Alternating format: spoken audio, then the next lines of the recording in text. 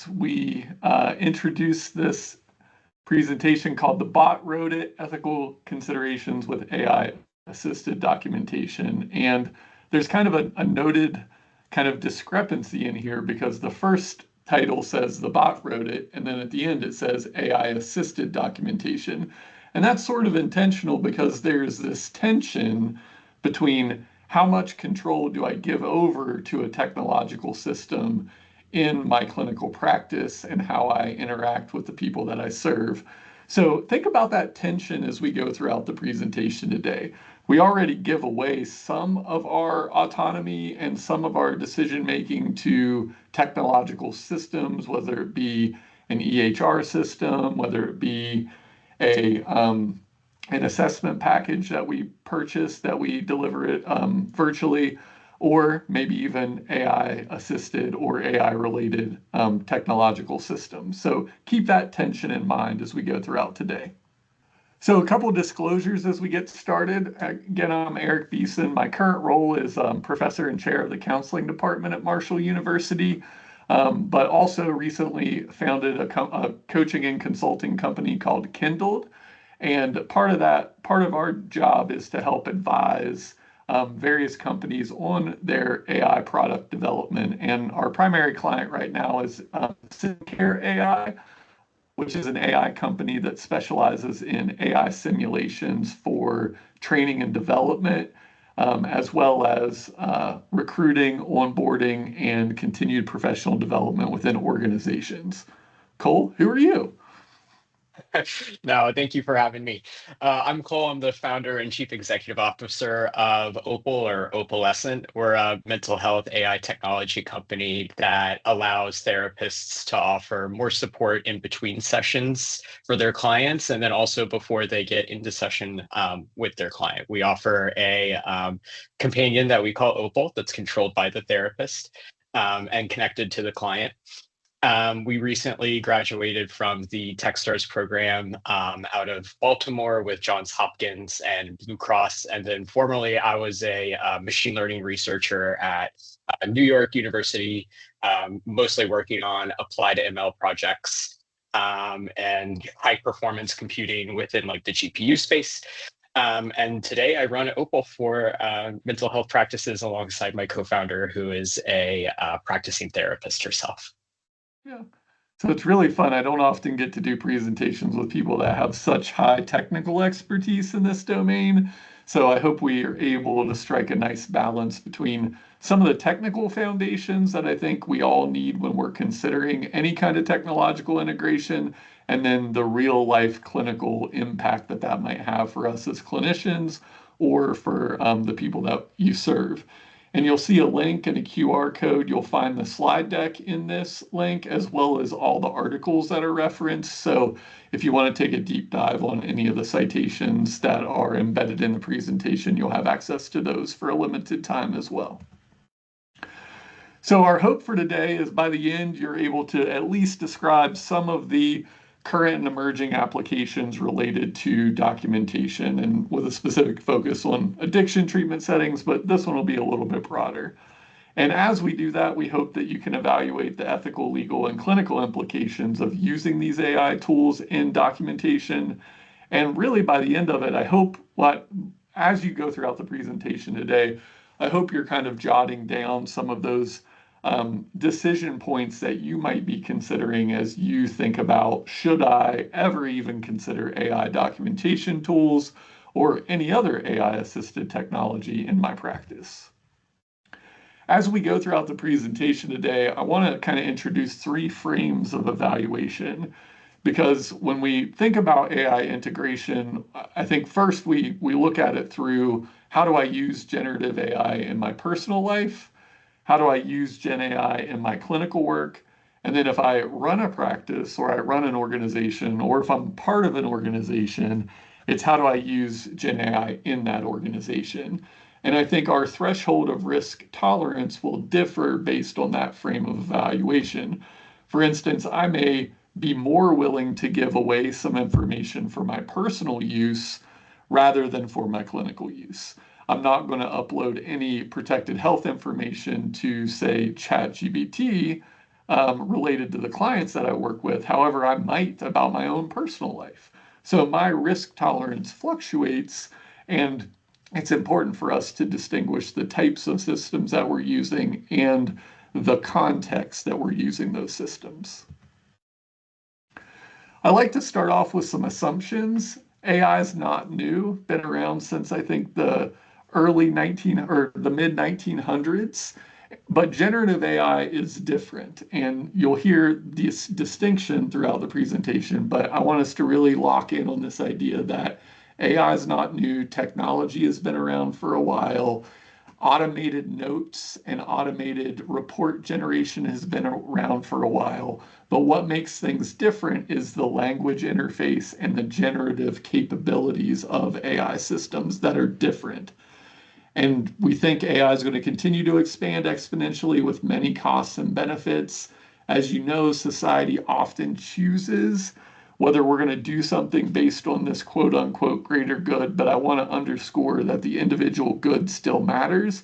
And you all see the same headlines we do about some of those really harmful outcomes that have happened to individuals in their use of generative AI personally, as well as some of the broader organizational, systemic consequences that we've seen and will continue to see as well. Regardless of kind of our own personal views around AI integration, I do believe we need to know enough about it to experience and ask the important questions to guide its growth and integration. I don't know that we can't not use AI because it's ubiquitously into virtually every application now.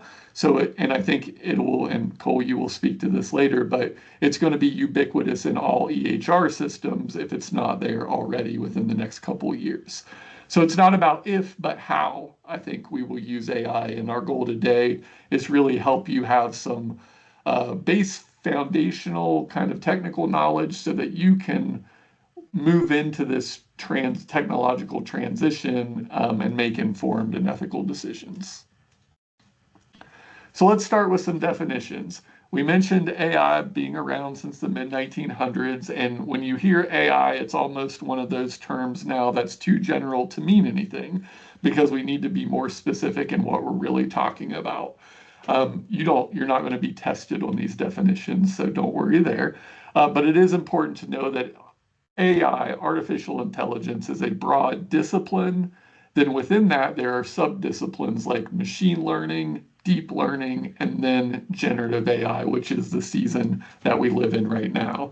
And generative AI is, the difference there is previous models of AI were more discriminative, where they just labeled data, and generative AI can actually generate new data based on that training set. And as we know, that can be images, it can be words, it can be voice, it can be video. And who knows where it'll go next. But I think we're also starting to see the applications of generative AI in new frontiers, such as reasoning models that are able to simulate reasoning. I won't say that they can reason itself, but at least can simulate reasoning. And then agentic AI, which is giving generative AI systems the capability to do things for us, which is kind of where that tension rests, as I mentioned on the front end. What do we give up? What do we not give up? What do we maintain the human and expert in the loop features within these AI systems? Yeah, and then just some more definitions as well that are more related now to what we're going to talk about towards like the more generative side of artificial intelligence and machine learning. I won't go through all of these right here, but I would say that the most important ones to kind of highlight and the ones that you'll probably see, whether it be in headlines or in other things that you're reading about, are going to be when you hear GPT and transformer model, those are usually often the same. It talks about the underlying architecture that we're talking about. And the reason why this is important is because this is the thing that took generative AI, I would say, into the modern world. This is the architecture that kind of underlies every of these LLMs that you've seen before, or like large language models. And the difference there is when we take a plain transformer, which can do anything, like Eric said, we can generate images with it, we can generate text with it, we can generate all sorts of different sort of data with this new architecture. But the one that we're concerned about today is how we generate language in particular. So this is something that takes a prior context, usually called a prompt, and then based upon that prompt is able to generate one new token at a time. And a token can usually be something like a piece of a word, or it could be a full word in and of itself. But the idea is these models, they take what has kind of been written in the past in a prompt and generate the next thing token by token at a time. This turned out to be a very, very useful approach to language modeling because it allowed us to do things like simulate reasoning. It allowed us to do things like generate much more coherent text, but it has its limitations, right? When you're doing that sort of thing, you have issues with the context growing too large, and that can cause hallucinations. I'm sure you've heard that word before too, in and around when a model says something that is untrue or unfaithful. And these are all things that we want to keep an eye out for, and that we'll talk about more within the presentation as well. And then finally, the distinction between like what is a fine-tuned model and then what is quite kind of a wrapper around a model. I would say that most companies these days, and most of the ways that you interact with AI today, it's actually a wrapper around a much larger model. There's very good technical reasons for doing that. Oftentimes, it can be safer to do things that way. You can take advantage of the safety that they've built into these models in that way. But sometimes you'll also hear this word or this term fine tuning. And that really means that you've taken a model and then you've taken some proprietary data or information that other people don't know and put it into a new model in which, now that model operates in a way that, is congruent with that data. Yeah. So whenever you all are considering products, if you are considering products, that's a question to ask, is ask the vendor a little bit about what model do they use.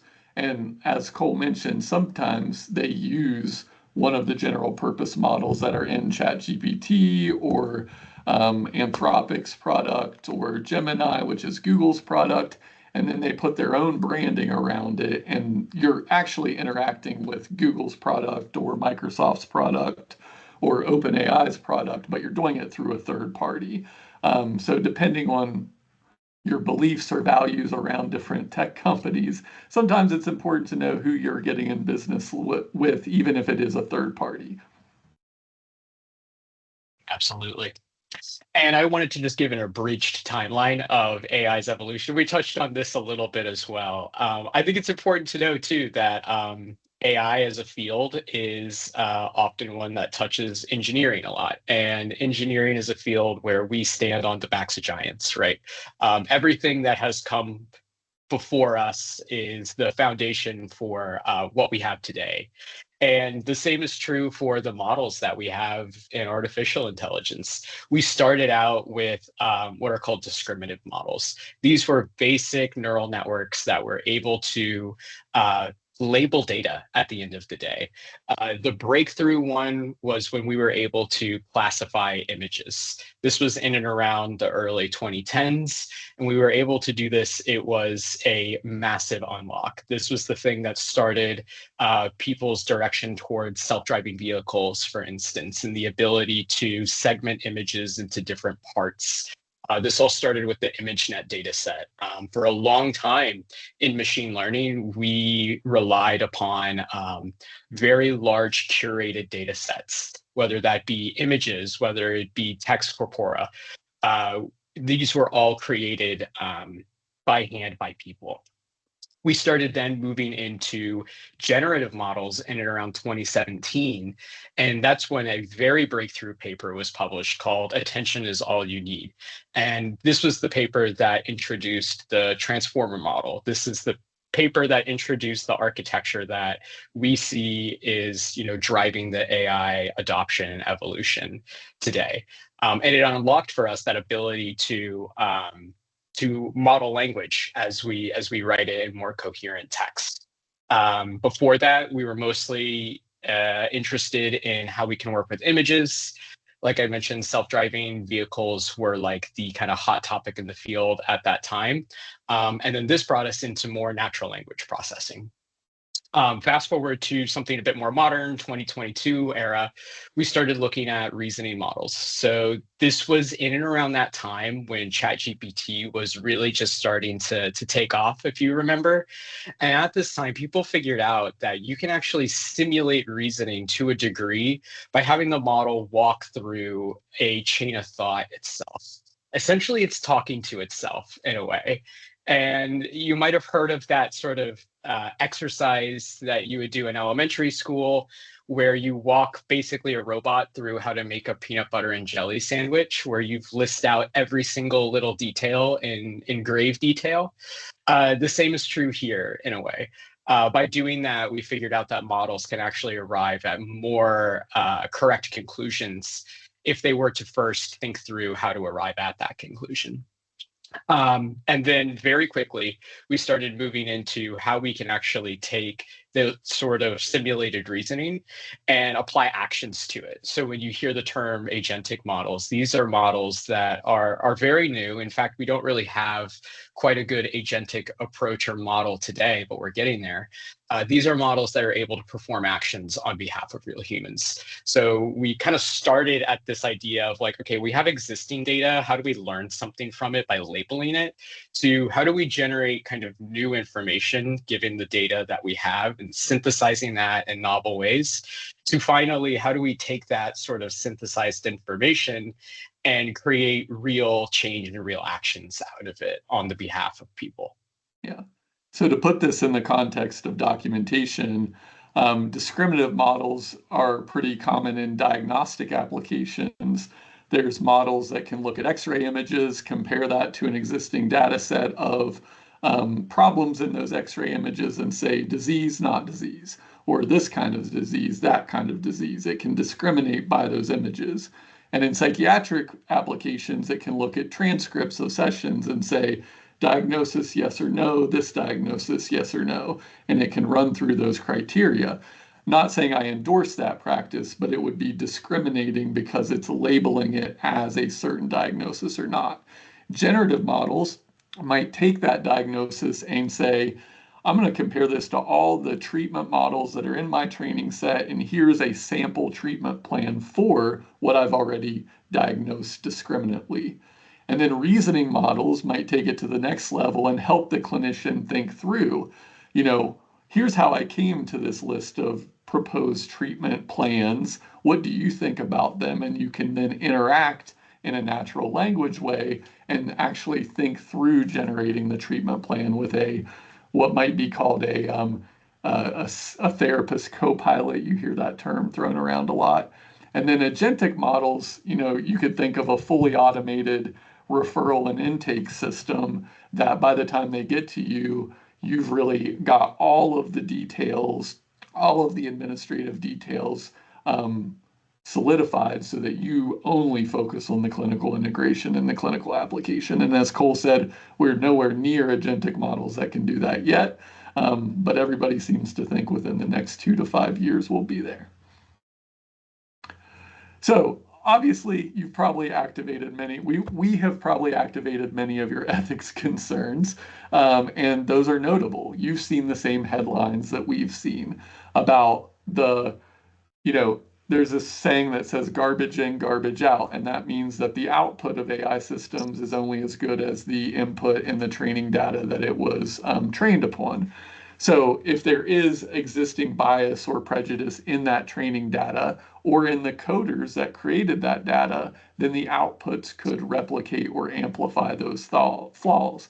And we see this in documentation research using AI scribes, because if there is prejudice documentation that went into training the documentation model, then that output will mimic that same prejudice or bias that was embedded within that training set. We also know environmental costs. I actually saw this morning that there was one of the first objective standardized studies of water impact related to running large language models. That's been hard to get an accurate read on, but I think people are very concerned about the ongoing environmental costs. In education, people are very concerned about the impact on critical thinking. And this comes back to that tension again of what am I offloading and what am I not offloading to an AI system. There's a lot of concerns about exploitation and workforce disruption, even within mental health and addictions treatment. Will this replace therapists? We've seen many, many therapist bots or bots claiming to provide therapy. Luckily, there have been some recent legislative remedies to prevent some of that from happening in certain states. I think Illinois was the first to pass that bill, but it's still a patchwork bill. And just because it can't do it in Illinois doesn't mean it can't do it in West Virginia. So many companies are labeling themselves as therapists without credentials and training.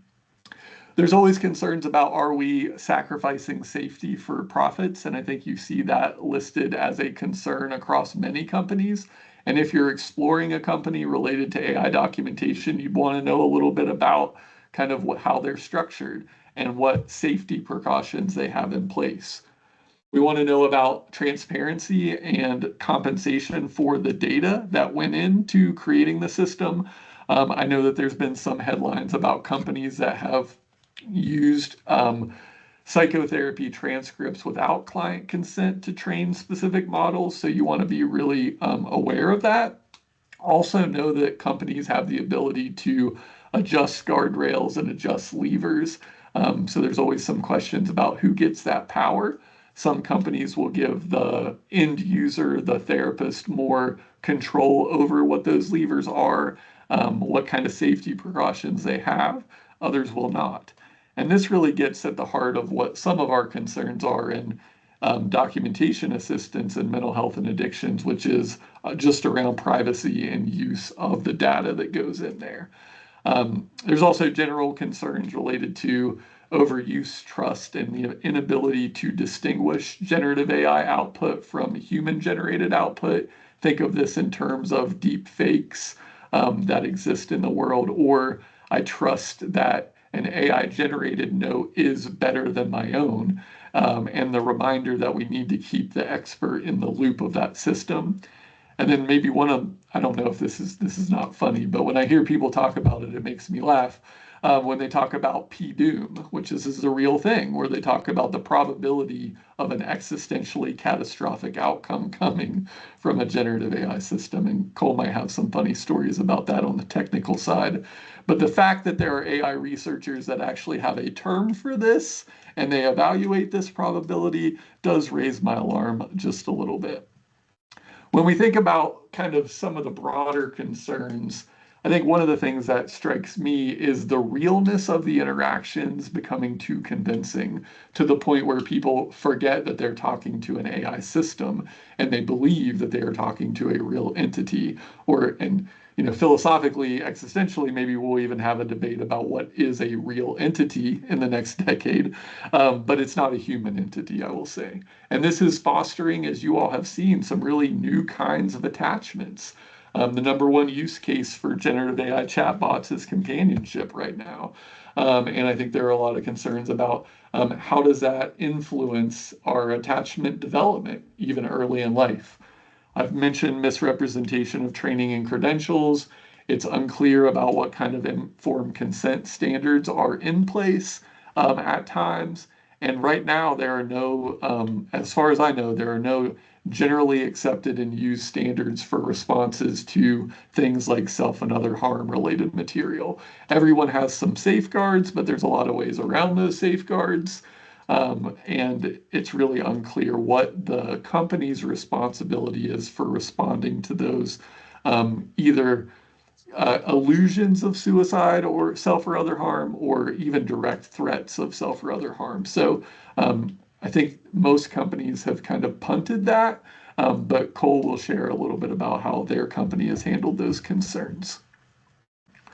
Yeah, So one thing I wanted to add. Oh, go, sorry, go Eric. for One it. thing I Go wanted for to it, add Cole. here too is on the ethical concern part too. There is a use case involved here as well. You often find that these are very generalized models, right? You can use ChatGPT for pretty much anything, meaning that it's not going to have sort of those correct safeguards in place for when you're going to use it in a more sensitive context as well. We saw this sort of happen with character AI, with that very tragic story that happened, I believe, last year as well. So just being conscious about, the use case of what the tool was intended to do, and then what you're ending up using it for, is always important to take into consideration, especially when you're using something that's very generalized like AI. Yeah, great point, Cole. So no wonder there's hesitation. I have hesitation. You all likely have hesitation. And for me, I've chosen to experiment in a way that's helped guide my own use as a person, as an educator, as a clinician, and as a leader. And I hope you all are starting to have those same questions as well. And kind of to boil this down to some basic decision making, for every risk, there's a potential benefit. For every benefit, there's a potential trade off. And we don't want to forget those. I often find myself holding AI systems to a higher bar than I do other systems for some reason. And I think it's because of the scale and the power that we've seen in generative AI systems. But I also think some of that's unfair at times, because some of the risks we're talking about are the exact same risks we would have in any other technological system that we're applying. So I think what's important for us as we kind of transition to really the applied part of our talk today is, what is your why? Because your why, in terms of how are you intending to use an AI system, if it is related to documentation or other clinical reasons, that's going to be your North Star, your ruler. And that why has to compensate for some of those potential trade-offs that you might have. There's this quote that I always like to say is, this is from an author, Joanna Mashawisky, that says, I want AI to do my laundry and dishes so that I can do my art and writing, not for AI to do my art and writing so that I can do my laundry and dishes. And what that boils down to say is, like, there are some things that I never want to offload to an AI system, and there are things that I do want to offload to an AI system. So as you think about your own practice, what is your laundry and dishes? What are the things that you want to offload? Every time that I've asked this in a presentation, clinical documentation comes up. And for good reason. Research shows that clinical documentation is often cited as a key contributor to increase burnout, stress, and career dissatisfaction, as well as reduced time with patients. And this is often in medical settings, but you've seen similar research in mental health and addiction settings as well. I think I would argue that if we have a not burdensome administrative documentation system, that our actual documentation process helps us become better clinicians and have better clinical decision making. But I think we get sometimes bogged down with the administrative documentation component of it all. So what's your art? It's that messy therapeutic dance of interpersonal exchanges. It's the way that you connect with those that you serve. It's the creativity you bring into therapeutic encounters. It's the way that you approach complex problems and seek solutions. And these are things that I don't want to fully offload to an AI system. Although AI systems, in my experience, might help me to think through some of these things as an adjunct or as a partner, not as a replacement.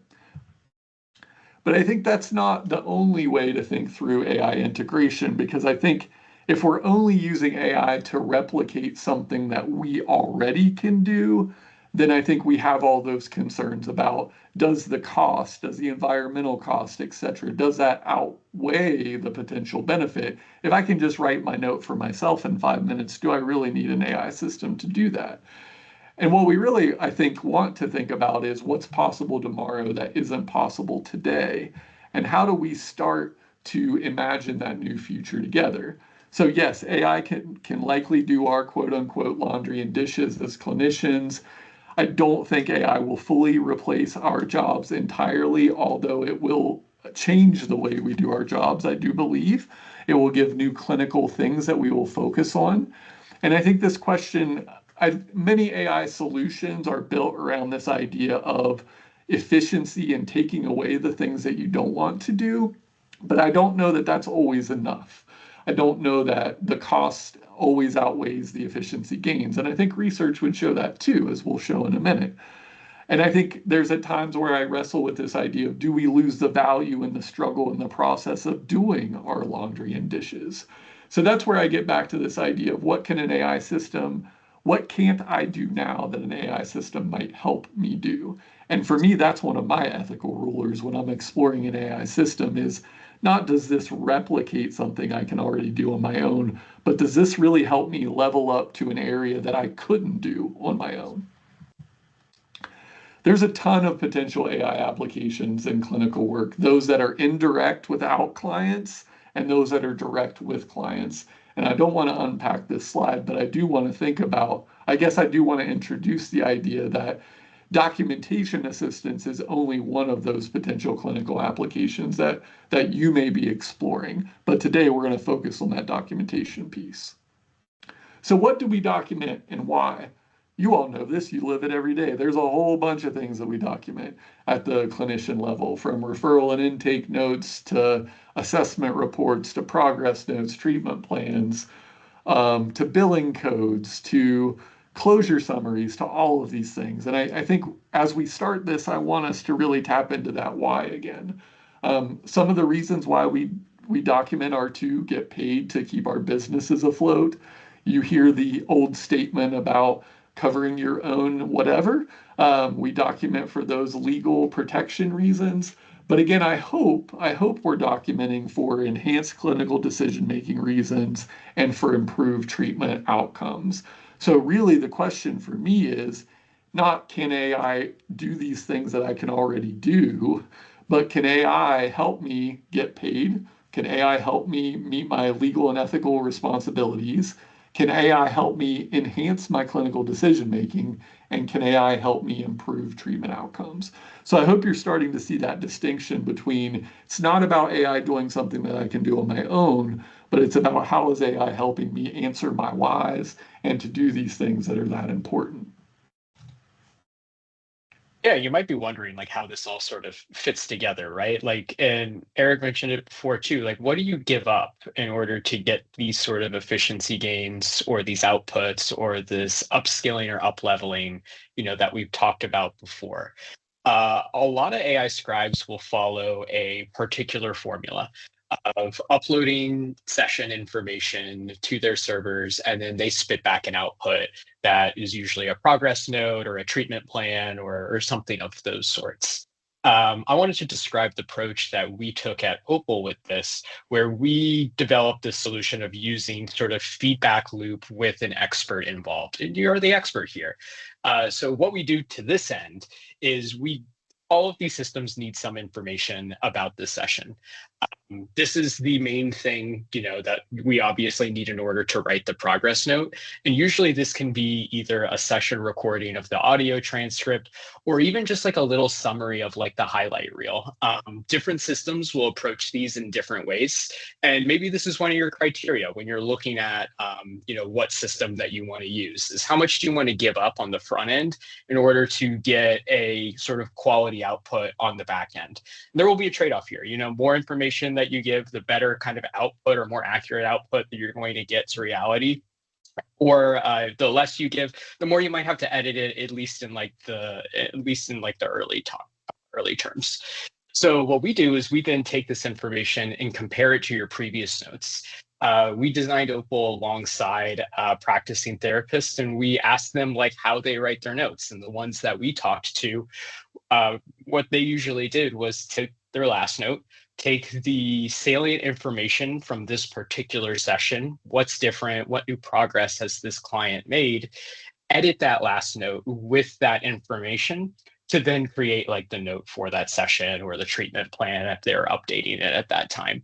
And that's the approach that we've taken here. So we look at, or we ask a model, what are these most salient differences that you see between this session and the previous ones? And this way, we might not need the entire session recording. We might just need those salient differences as like a quick summary. So in that way, you kind of give up less information when you're able to compare it to previous history for that client. Generative model then writes that note section by section, kind of editing that previous note with those differences. And then finally, it's there for your review. So we believe in, giving clinicians full control or greater autonomy over an AI system than, you're kind of forcing upon them. So look for systems that are, you're able to edit things with and that honor those edits and make sure that they apply to previous or to next notes to come as well. What this looks like in practice on the next slide. Cool. So sometimes you'll see that audio can be automatically deleted as well. This is a really good practice. This is something that you want to see as well. And clients will often maybe ask for this. And where you'll find this information is often in their consent forms. Usually you don't need that audio after you kind of create the transcript for that session. And you also want to ensure that like who is creating the transcript for that session. We touched on a little bit of, what sort of models are you using? So looking at like the sub-processor list for the companies that you partner with here, if they're open about those sort of things, that's really important too. The audio is certainly the most sort of intimate part of what is uploaded here, and it's something that should be taken, care with in order to generate the note. Then, we compare it to those previous progress notes, find the salient differences, and then make those edits to generate the full note for that particular session. So I think you've heard this sentiment throughout. It's really thinking about how do we position ourselves alongside of the AI system. And there's this continuum between AI does it for me or I do it with AI. And I want you to think about the autocorrect problem, because most of the ethical decision making is about the consequences of inaccurate output. Anyone ever think about if you've ever texted someone and your phone made an autocorrection that was funny or or embarrassing or any of those things, that you sent some message to somebody, it wasn't what you intended because it got autocorrected. And in some way that's funny, there might be some embarrassment, but there's no real consequences to that normally. But in clinical documentation, if an AI system auto-corrects or auto-generates something and we don't review that with the same level of scrutiny that we would otherwise, then that autocorrect problem then really has some real-world impacts. And that's where we've seen some of the concerns about bias and prejudice coming through in clinical documentation with AI-generated systems. But again, this is an example of where bias and prejudice exists in human-generated progress notes as well. So we often hold AI to a higher bar, I believe, than we do our human-generated notes at times. And there's even good research to support that AI can help us identify, using a discriminative model, identify those potential biases and prejudices so that we can then, as a clinician, edit those out. Think about a world where Cole's system, Opal, will say, hey, I think you're showing this client more preferential treatment than this other client. I wonder why that is. And in that way, it becomes a clinical reasoning adjunct that helps you think through your own potential personal bias or transference or countertransference that you might have as well. And to me, that's why the real value add is not just about generating notes, but it's about having the ability to compare the corpus of your clinical work against itself, and then generate ideas that might help you become a better clinician. And those systems aren't fully there yet, but that's my hope. And that's why I stay engaged. And I've shared that dream with Cole, and maybe he'll build it into his system one day. But it takes a while to get there, and it's costly to get there.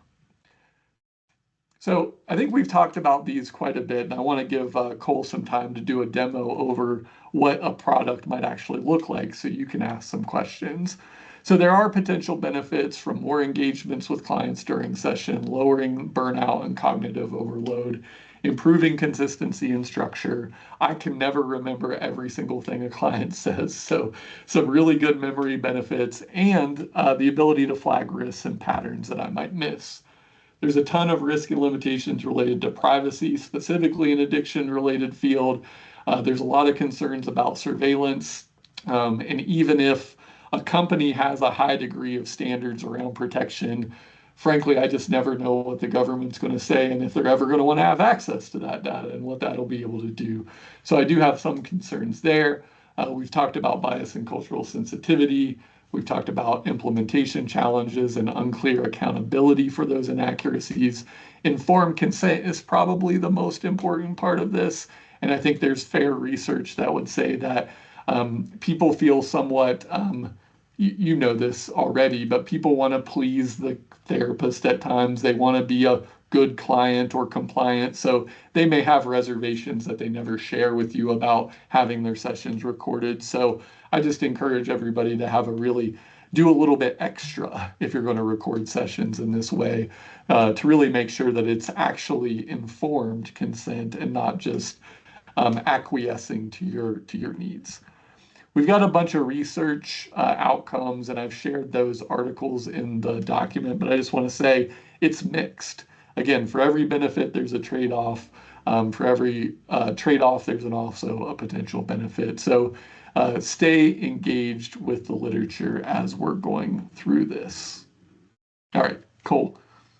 Absolutely. And I would say, like, the thing that this all rolls up to of what we talked about, it all rolls up to the data after all. AI, whether or not the story here is the same, is that sensitive data should be safely managed at the end of the day. You're right. I think we should hold AI to a lot higher safety standards than, maybe more deterministic systems that we have before. And that is because of the impact and the information that they're able to share and the trust that we put in these systems. There's a reason why, we talk about ChatGPT wrappers as companies, but we don't really talk about database wrappers. I'm sure you can name every single AI company, but I'm sure you couldn't name every single database company that these places are also putting your information in, because we've just trusted those places for a long time. It's less novel than it is today.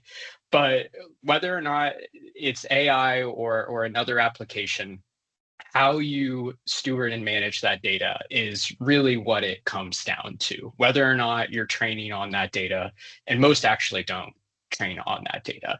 So I think it's important to note that sensitive information by law, it must be encrypted. It can only be accessed by authorized personnel, and it can only really be used for a legitimate purpose. We talked about consensual collection as well. This is something that you really do want to look for. It's not part of the HIPAA laws as standard, but it is part of state laws, which usually extend HIPAA laws to a higher degree, and many do require informed consent. So when you are looking at an AI system, ensure that they are collecting consent. They're collecting it on your behalf. That's even better, but it should be collected at all, not only for a legal reason, but for an ethical reason as well. And on the next slide, we'll touch on just briefly how we've kind of evaluated AI for safety as a field. I think, yeah, we do hold it to a much higher bar. And safety here means more than just how you're managing your data, but also like the data that you're getting back from these systems. In short, a safe AI response, it really should be a conclusion that is well reasoned, that reflects reality in a way that minimizes any sort of potential harm. And a lot of this comes down to the places that create these sort of things. For instance, one thing to consider too, when you're seeing a company, whether they use a fine-tuned model or they use a vendored model like Anthropic or OpenAI, you want to see that they are transparent about those sort of things. But one thing to consider too is when they are using a model that is vendored, meaning like they've taken it from OpenAI or Anthropic or somewhere, there really is no incentive there for them to thereby use your data for any sort of training, right?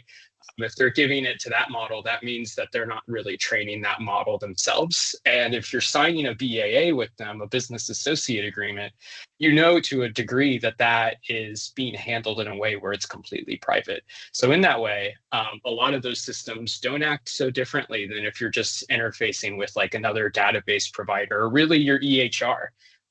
We give up all of the same information to our EHRs every day, and we're okay with that because we trust those places. And in becoming a trustworthy AI company is one way to do that. Here's just a broad list too of other companies that do these sort of things.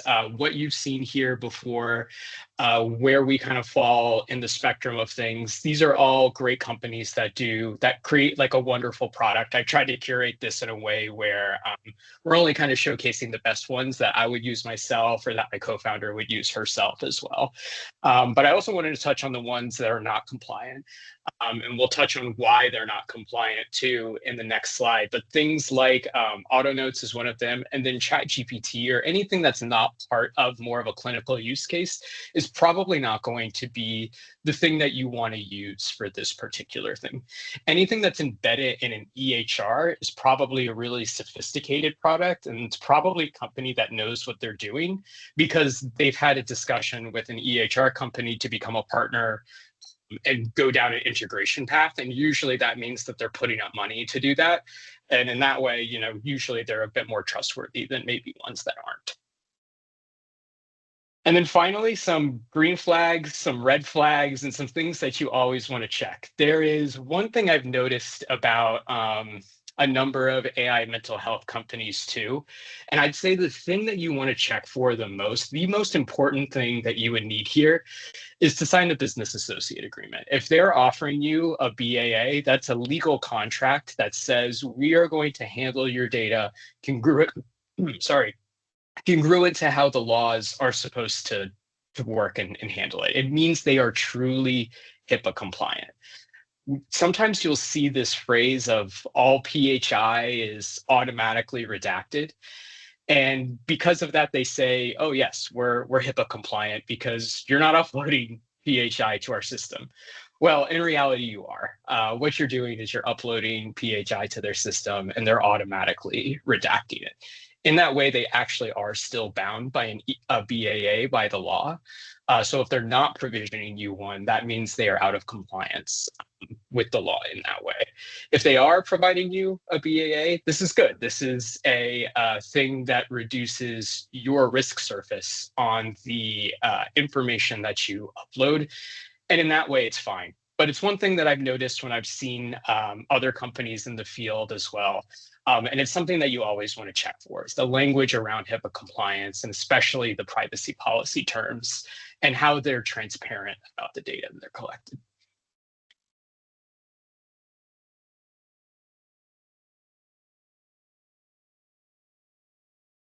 Sure. Yeah, no problem at all. Yeah, we just wanted to touch on like what does one of these systems like really look like? Like when you sit down and you go to actually use it, like what are you giving up? What are you seeing? What are you interfacing with? I think what we can show to this end is the system here that we've built at Opal.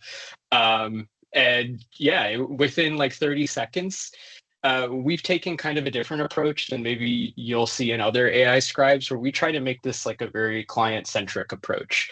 So we lay out everything as like this timeline, this evolution of each one of your clients in particular. The way that we see things is not that, we're helping you out by writing documentation, but actually that documentation should be serving you in some way, that you're learning something from it in a way that's still saving you time, right? One of the things that we do is we roll this up into a recap of exactly where your client is. And this was something that was sort of requested of us, is that oftentimes people would get to their next session, whether that be the client or whether that be the clinician. And what we found makes a big difference is reducing the uncertainty at that point. By having some idea of what intervention you want to apply when you get to that next session and ensuring that both your client and the provider are on the same page there, we found that you have a much more productive session there. People usually leave much more satisfied from that session. and feel like they've made a lot more progress during that time as well. So we've laid it out as, each of these sections you can edit yourself, and Opal honors these edits. So when you go to create your next note, those things actually make the system better, but in a way where it's not taking your data and training on it, or using that for any other purpose. This is all still private to you, but by having that sort of feedback loop in there, by the time you get to maybe your third session, these notes are so accurate that people aren't often editing them anymore. And then the other thing that we provide here is not just a way for you to generate this note for the session itself, but how do you actually give clients something valuable on that? How do you close the loop in that way? So what we have in addition to this, and we can send it as like a resource maybe afterwards, is a companion that actually works with clients. So this is what collects consent from them automatically, and actually gives them something valuable to use when you're not available between those sessions. So it's there as a bot that you control, that's instructed by you and the guardrails that you've put on it, as a way to provide better support during those moments when they're not in session. And then we take that, roll it up into those recaps.